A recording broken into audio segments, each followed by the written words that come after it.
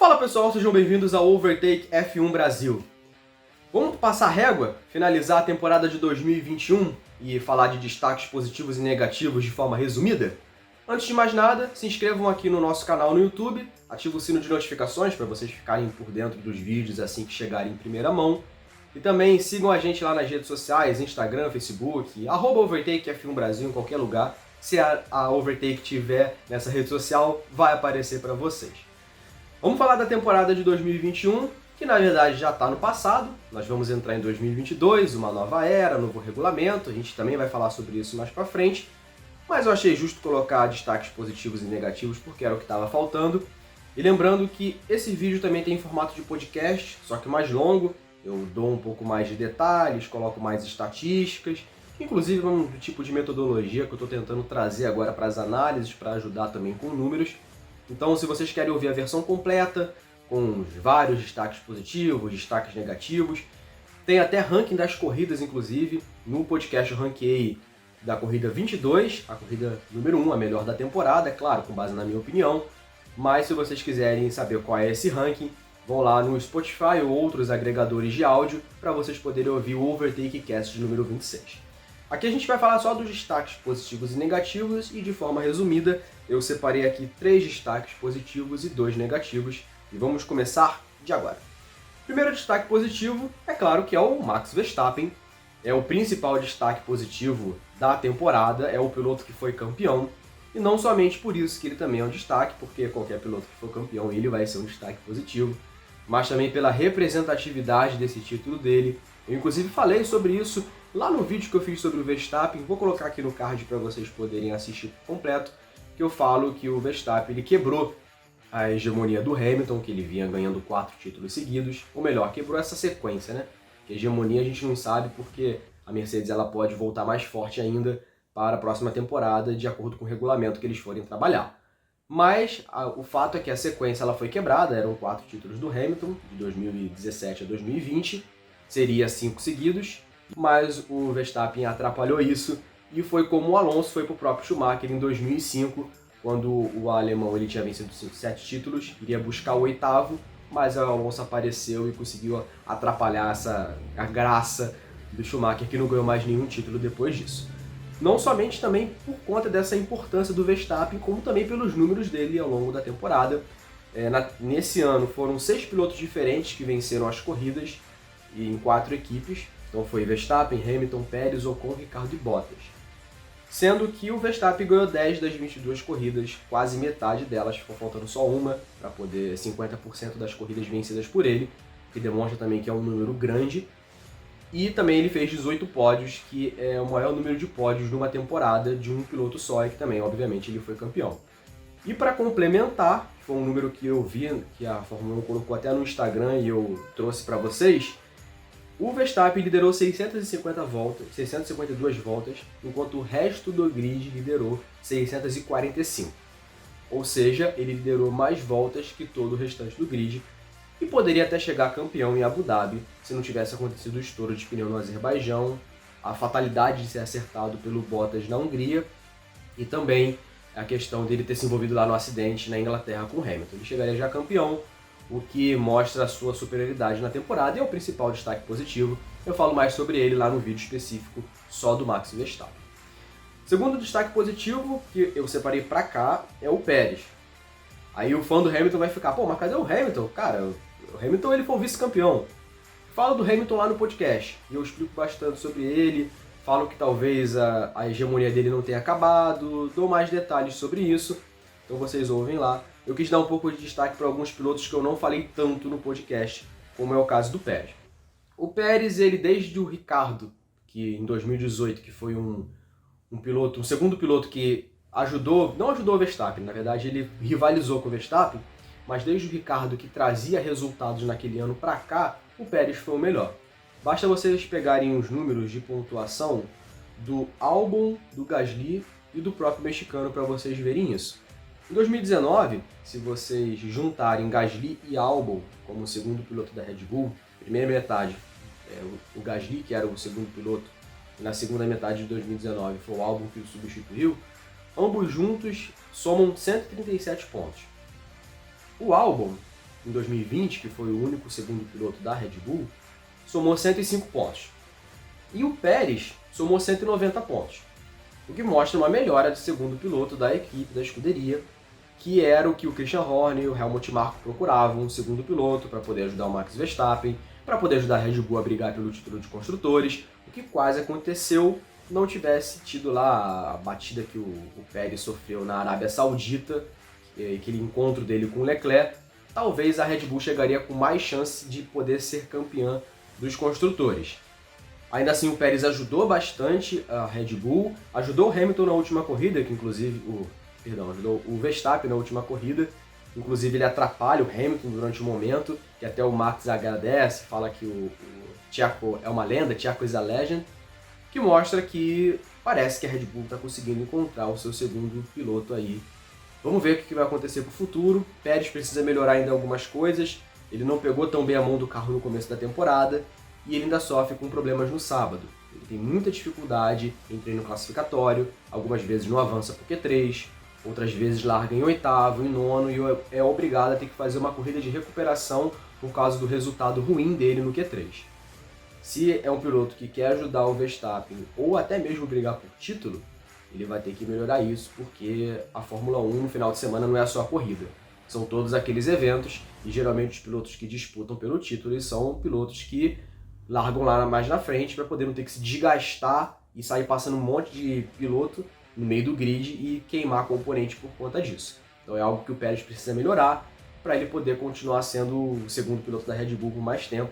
Lembrando que ele teve o seu contrato renovado para 2022 e vai correr aí a temporada da vida dele. Dependendo do resultado, talvez não fique para 2023. Vai ter que mostrar mais serviço ainda do que mostrou esse ano. Ainda assim é um destaque positivo pelo que ele fez ao longo da temporada.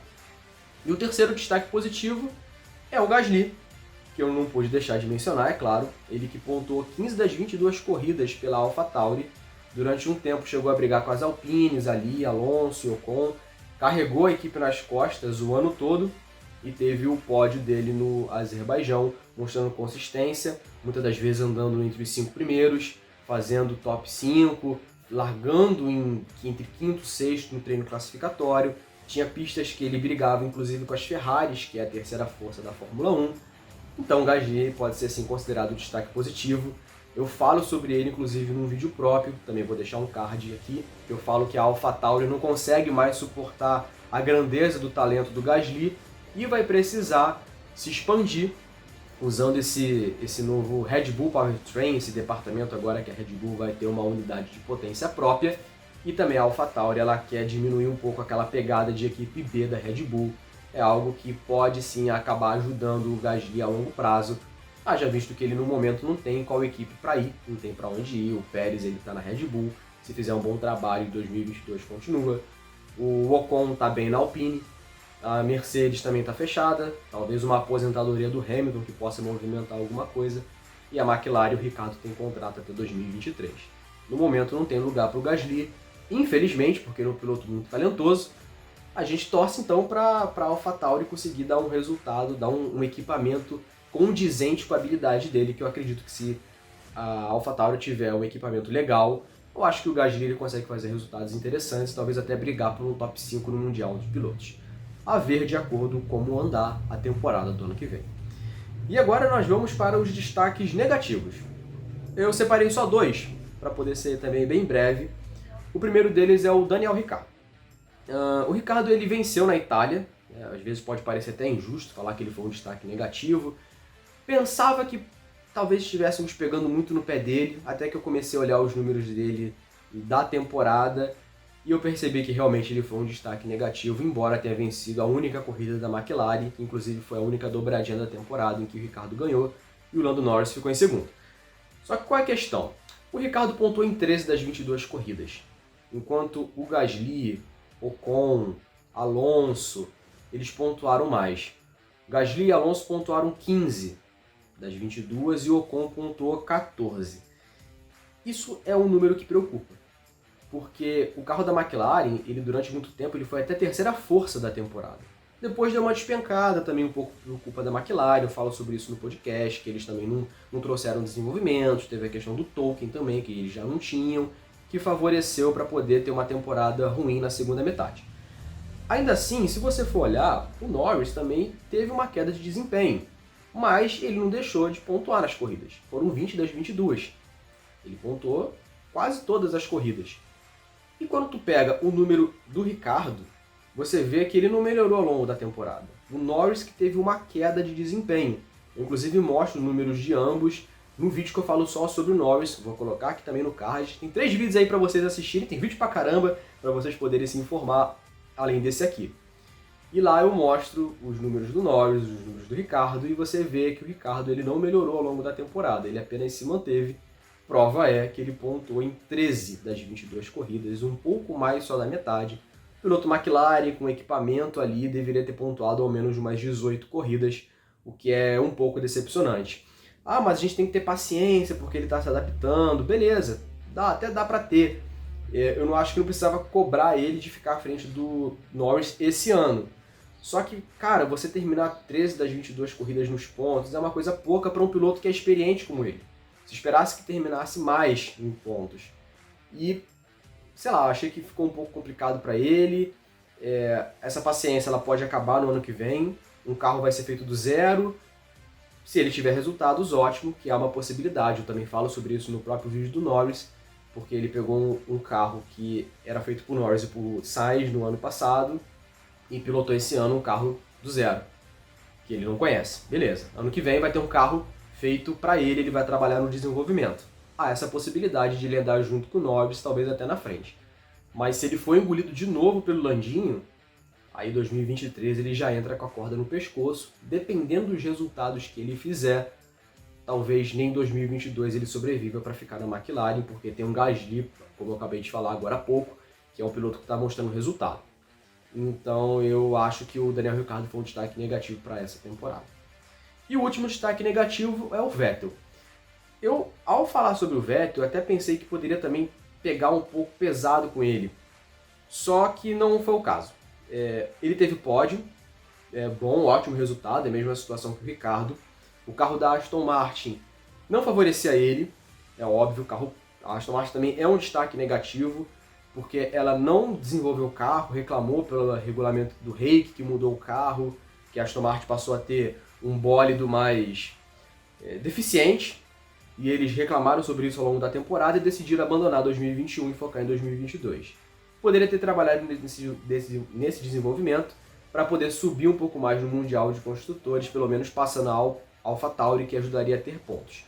A Aston Martin, ela começou ali brigando com a Alpine, inclusive pelo quinto no Mundial de Construtores, e despencou. O que mostra também que não dá para cobrar tanto o Vettel pelo resultado dele. Porém, aonde ele entra como destaque negativo? Pelo fato que ele pontuou 7 das 22 corridas, o Stroll pontuou 9, e ele terminou 9 das 22 corridas à frente do Stroll. E o Stroll terminou mais à frente dele. Foram 12, eu acho, porque não conta a desclassificação do Vettel. E aí tu olha, né, teve a desclassificação dele inclusive na Hungria, né?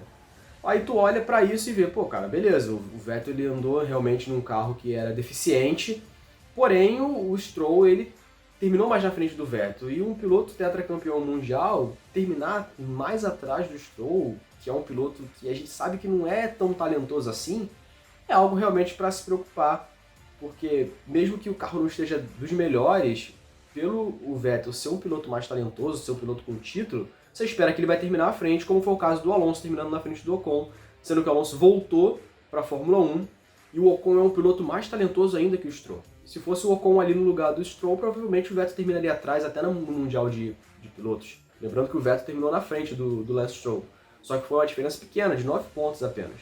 Beleza, teve a questão da Hungria e tal, realmente, eu acabei de falar agora. Mas isso não tira o fato que a estatística dele foi muito fraca para um piloto que você espera mais mesmo tendo um carro ruim.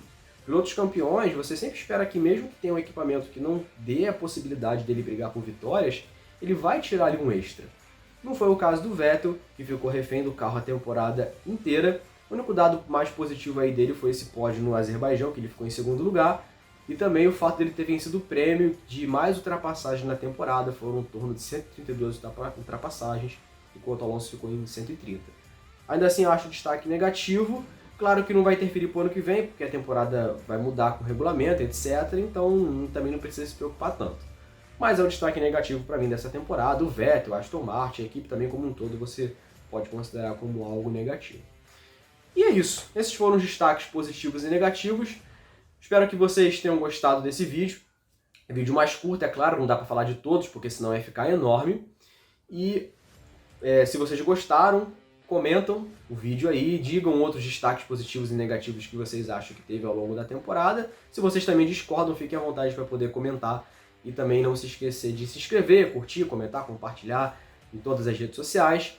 2022 está chegando, trazendo um novo regulamento, um novo carro, um teto orçamentário, que vai deixar todas as coisas meio em certos momentos, vai ficar uma incógnita, não sabemos qual equipe vai despontar. Geralmente isso quebra reinados e inicia novos. Pode ser que a gente veja uma McLaren e uma Ferrari, pode ser que a Aston Martin agora chegue com o Vettel ganhando tudo como se fosse na época da Red Bull, Fernando Alonso voltando a ser campeão pela Alpine. Muita coisa pode acontecer, ou também nada pode mudar e o Hamilton voltar a ser campeão mais 3 anos seguidos e levar 10 títulos aí na história. A ver, mas nós vamos falar bastante sobre esse regulamento ainda, vou trazer vídeos falando sobre isso. Temos muitos projetos para 2022, incluindo a logo nova. Está quase chegando o dia de anunciar a logo e eu estou bem animado para a temporada de 2022, porque vamos ter bastante coisa boa para poder mostrar. Muitos projetos vão ser inaugurados aqui no nosso canal e na nossa página no Instagram. Não esqueçam de seguir a gente lá. Eu vou ficando por aqui. Um grande abraço para todos vocês. Nos vemos no próximo vídeo. Falou, até mais. Tchau, tchau.